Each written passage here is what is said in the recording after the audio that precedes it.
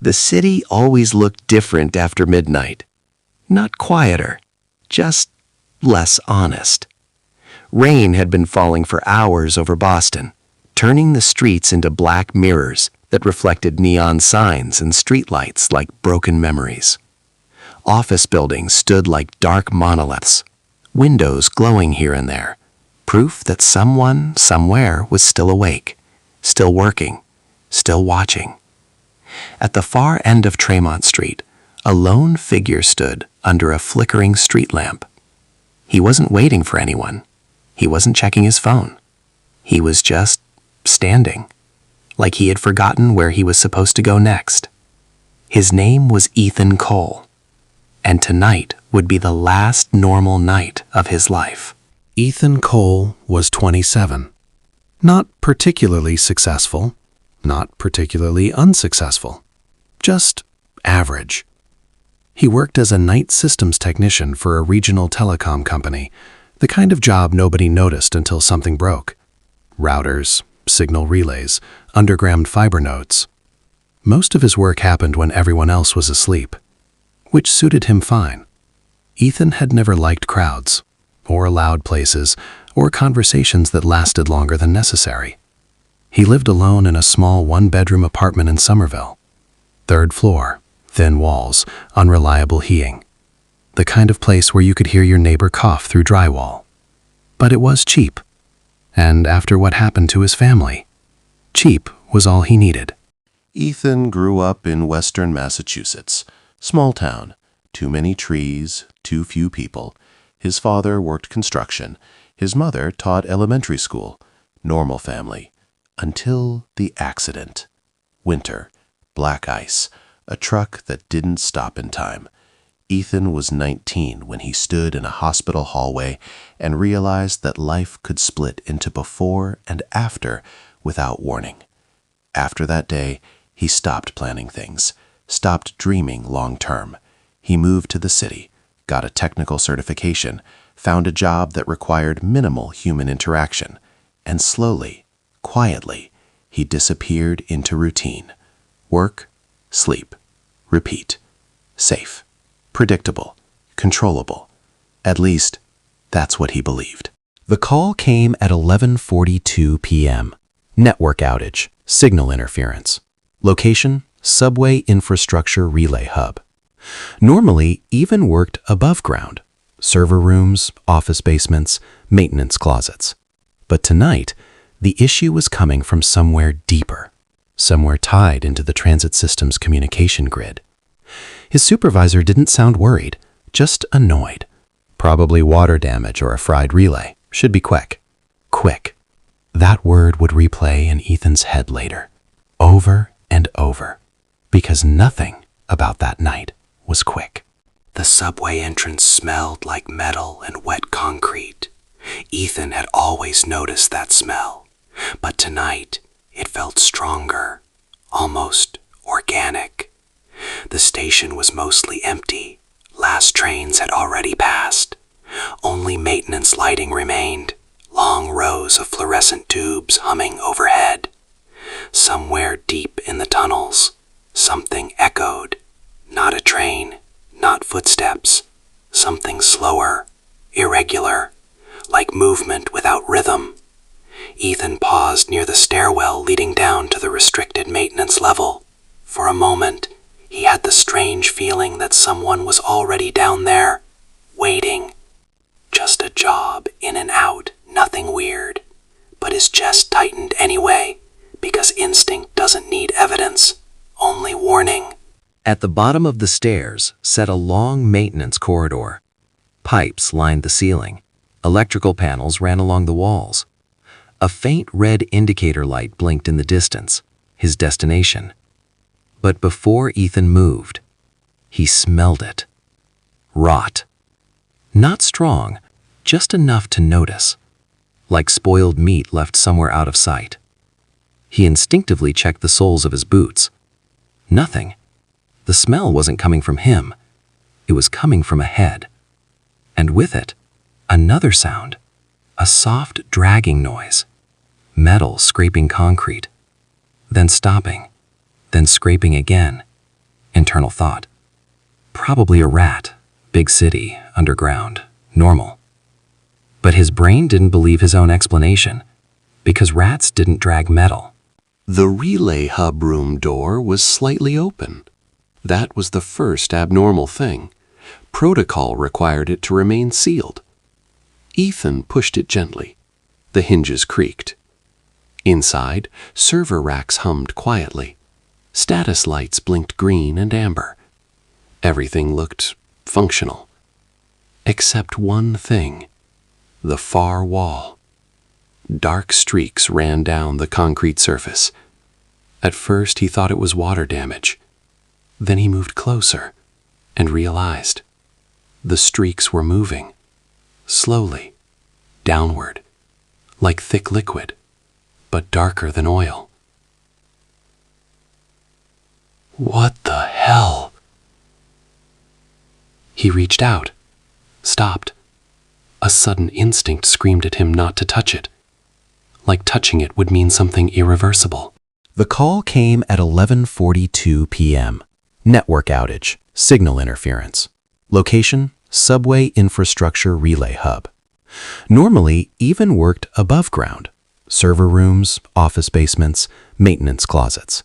But tonight, the issue was coming from somewhere deeper, somewhere tied into the transit system's communication grid. His supervisor didn't sound worried, just annoyed. Probably water damage or a fried relay. Should be quick. Quick. That word would replay in Ethan's head later, over and over, because nothing about that night was quick. The subway entrance smelled like metal and wet concrete. Ethan had always noticed that smell, but tonight it felt stronger, almost organic. The station was mostly empty. Last trains had already passed. Only maintenance lighting remained, long rows of fluorescent tubes humming overhead. Somewhere deep in the tunnels, something echoed. Not a train, not footsteps. Something slower, irregular, like movement without rhythm. Ethan paused near the stairwell leading down to the restricted maintenance level. For a moment, he had the strange feeling that someone was already down there, waiting. Just a job, in and out, nothing weird. But his chest tightened anyway, because instinct doesn't need evidence, only warning. Then he heard it, a sound coming from behind the wall. Not mechanical, not electrical. Breathing. Slow. Wet. Uneven. Ethan froze. Every rational part of his brain searched for explanations. Air pressure, pipe movement, animal trapped inside. But breathing has a rhythm humans recognize instantly, and this was breathing. Something alive, inside concrete. No, that's not possible. The breathing stopped. For 3 seconds, there was absolute silence. Then, something tapped once on the wall, from the inside. The concrete surface bulged outward, just slightly, like something pressed against it from behind. Ethan stumbled backward. His heart slammed violently against his ribs. The wall returned to normal, then bulged again, higher this time. A shape formed briefly, not human, too long, too uneven, like multiple joints bending the wrong way. Then, the lights flickered. Server racks shut off simultaneously. Darkness swallowed the room, and in that darkness, he heard something slide across the floor behind him. Ethan didn't turn around immediately, because instinct told him something terrifying. If he looked, it would confirm the impossible. And once something impossible becomes real, your mind never goes back. His breathing became shallow, slow, controlled. Then, warm air touched the back of his neck.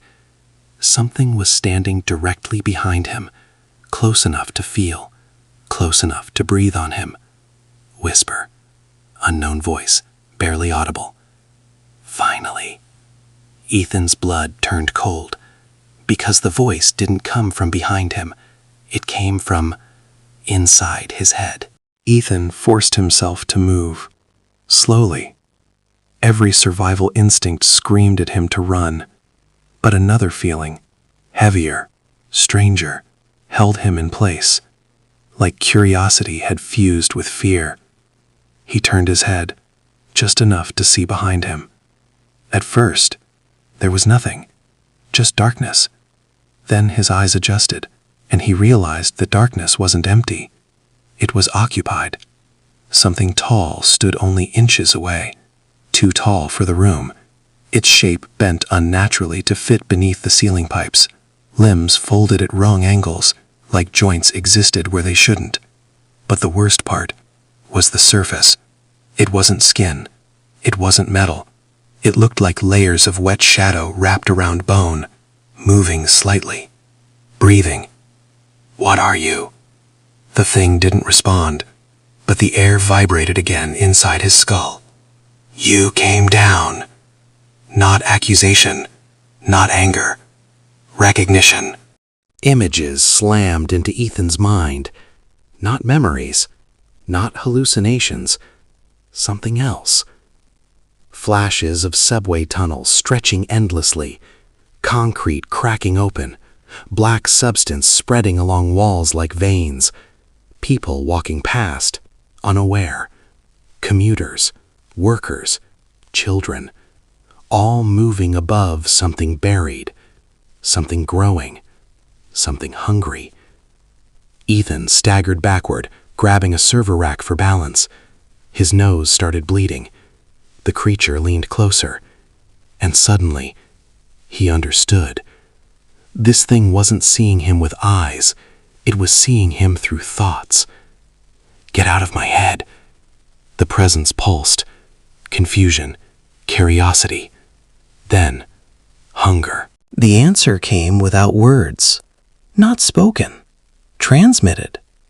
It had been searching for years, for minds that were broken in specific ways. Grief, isolation, emotional fractures, people with cracks inside them, because cracks made space, and space could be entered. Ethan's parents, the accident, the loneliness afterward, all of it had prepared him, not intentionally, but perfectly. "You are open." Ethan's stomach dropped because he realized something horrifying. This thing hadn't chosen him tonight. It had noticed him long before. Behind the creature, the concrete wall cracked. A long fracture split downward with a sound like tearing stone. Chunks fell away, revealing darkness beyond. Not tunnel darkness, depth darkness, endless. And from that opening, more movement. Multiple shapes shifting behind the barrier. Slow, patient, waiting. Ethan realized with absolute certainty, this wasn't one creature. This was a breach. "So, how long have you been here?" The answer came instantly. Voice. "Before your trains." Cold terror flooded him, because that meant before the subway existed, before the city expanded underground, before anyone knew. The creature extended something toward him. Not a hand, a limb that unfolded in sections, joint after joint emerging from darkness. It stopped inches from Ethan's chest. He couldn't move. His body refused commands, like gravity had increased only for him. "Come closer." His feet moved, without permission. One step, then another. Tears filled his eyes because he was still conscious, still aware, but no longer fully in control. A cold sensation spread through his ribs. Not pain, invasion, like liquid ice moving through veins. Ethan gasped. His vision flickered. For a split second, he saw the room from above, then from behind the creature, then from somewhere inside the wall. Multiple perspectives, all at once. And he understood the final truth. This thing didn't just consume bodies. It consumed perception, identity, consciousness. You will help us open. Ethan felt it spreading, not inside his body, inside his mind. Memories shifting, thoughts echoing, identity loosening, like something was gently peeling him apart from the inside. Images flooded him again. Subway tunnels, city foundations, concrete cracking, darkness rising upward through infrastructure like roots through soil. The creatures weren't trapped. They were waiting for a mind stable enough to act as a bridge. And Ethan was becoming that bridge. No, get out, get out! For a brief moment, something unexpected happened. Pain surged through him. Raw human pain. Grief, loss, love, memories of his mother's voice, his father laughing in the driveway, the hospital hallway. The moment he realized he was alone, all of it collided at once, and the creature recoiled, because those emotions weren't cracks anymore. They were anchors. The pressure inside his chest intensified. The entity tried to push deeper, but Ethan pushed back. Not physically, emotionally. Every memory, every loss, every scar, he forced himself to feel it again, fully, violently, and something inside him locked shut, like a door slamming. The creature shrieked, not with sound, but with vibration that rattled metal shelves and cracked concrete. The wall behind it split wider. Shadow forms shifted violently inside the darkness. For the first time, they weren't patient. They were afraid. You were open. You were open. Ethan collapsed to his knees, breathing hard, tears mixing with blood on the floor. Not anymore. The lights exploded. Glass shattered. Server racks sparked violently. The creature's form destabilized. Its body flickered between dimensions like a broken reflection. Then the wall imploded. Concrete slammed inward. Darkness sealed behind it. Silence returned instantly. The room was normal again, except for debris and Ethan lying on the ground, alone. They found him 2 hours later, unconscious, severe dehydration, elevated heart rate, mild concussion from falling debris. That's what the report said. No structural anomalies were documented. No wall breach. No biological residue. No missing infrastructure. Just a technician who passed out during maintenance. Case closed. Weeks passed. Ethan returned to work, returned to routine, returned to normal life. Mostly, but sometimes, he noticed things. Reflections that moved half a second late. Voices in crowded places that sounded too layered. Subway tunnels that felt deeper than before. And occasionally, when he closed his eyes, he could still feel something pressing gently against his thoughts. Not inside, not anymore, but close, waiting, observing, learning. One night, months later, Ethan stood on a subway platform after midnight. The station was nearly empty. A train approached slowly from the tunnel, headlights cutting through darkness. For a brief second, he saw something behind the lights, tall shapes moving along the tunnel walls. Keeping pace with the train, impossible speed, impossible movement. Then the train arrived. Doors opened. Normal passengers stepped out. No one noticed anything, except Ethan, because as the doors closed again, a voice brushed softly across his mind. Familiar, patient, certain. Final whisper. Next time, you will open. Ethan didn't move, didn't react. He just stared into the darkness of the departing tunnel. And for the first time since that night, He wasn't sure whether he had truly escaped.